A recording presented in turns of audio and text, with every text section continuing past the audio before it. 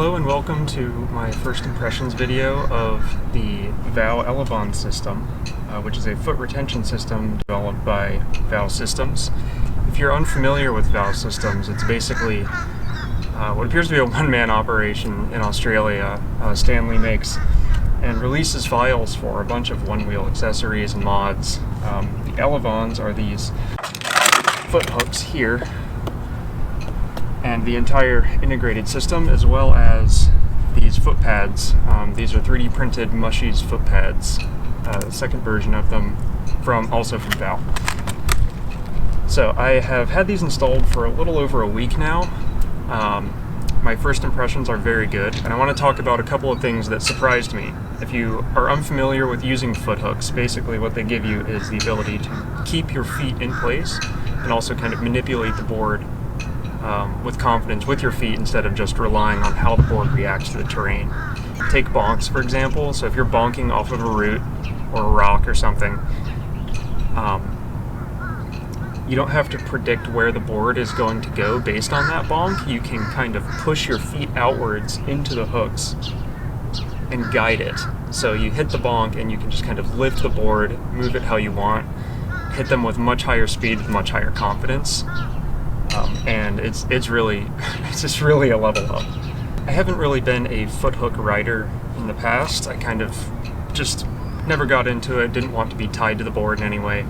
It kind of spooked me, the idea of not being able to bail correctly if like a car comes or, you know, you get into a hairy situation, you're tied to the board, bad things can happen. I won't go into too much detail about the actual hardware on the Elevons system. I had mine machined at JLC CNC. Stanley at VOW Systems sells the Elevons kit all machined and everything as like a thing you can just purchase and install on your own. But I had mine machined because I already had a CNC order going, and I just tapped the threads myself and just take some M5 threads. And since I've got a 3D printer at home, I printed the hooks. He's got all these files released, which is like extremely rad. Thank you, Stanley, if you're watching this, for just allowing us to repair and, you know, keep our boards the way we like them. By the way, if you do use Stanley's files, like donate to his workshop, he's got a link for it. He definitely deserves it, and he'll put it to good use for more R&D in the future. Anyway, the hooks I've got here, I didn't print them at 45-degree angles, which you're supposed to do to increase the structural support. And even so, this board has taken some tumbles over the last couple of trail rides, and these things are solid. If you're kind of a DIY rider and you've got a workshop at home or a 3D printer or even access to a 3D printer, this is probably up your alley.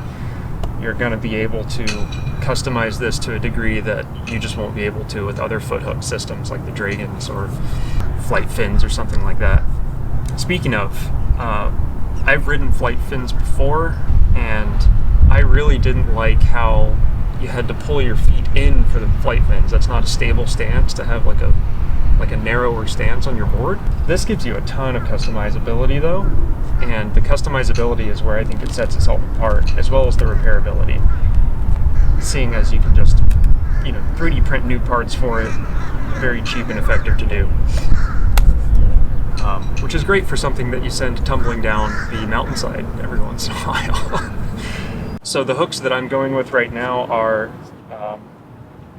the walls and the little walls. Got these kind of configured so they give me a place to kind of push my feet into, but they don't lock my feet in place. And I've found that allows me to escape the board if I hit a root. I've gotten into some situations already where the board is... And there's a helicopter. That's Baltimore.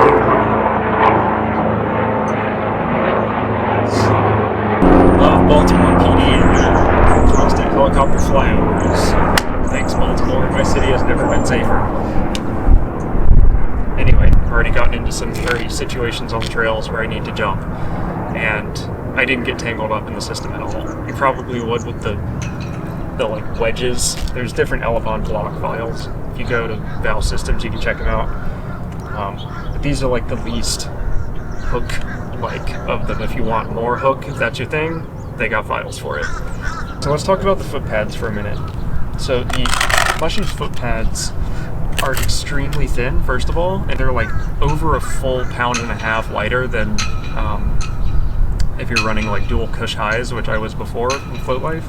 So these are really lightweight and really thin, which keeps your center of gravity low, something I find very important to my riding style. It's also got 3D printed polypore grip on the top. It's got a different grip pattern than the polypore grip, but it's the same stuff. And so far it's been like really good. You have to use these foot pads with the Elevons system, and that's no problem for me. I really like the way they fit together and work, and the way they feel underfoot. It absorbs a lot of shock, and if you have your own printer, again, you can customize how much shock absorption you want in your foot pads, which is something that, you know, I haven't been able to do before, and I like tinkering with little adjustments to the ride, so I'm very much here for that. So let's talk about the durability of the Elevons. So you're supposed to print these at a 45-degree angle. You can see how it's got this 45-degree cut at the bottom. I did not do that for these. I did that for the other hooks that I printed after this one, but I just didn't realize that that was the MO. I got a little excited, threw it on the build plate, and hit print. I know Stanley prints in some crazy engineering material, PPACF or something. This is just regular PETG Plus from Inland.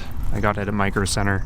I wanted to see how durable it is, quite honestly. It's a cheap filament and it prints really consistently and really well. And as you can see, it's flipped over a couple times. It's kind of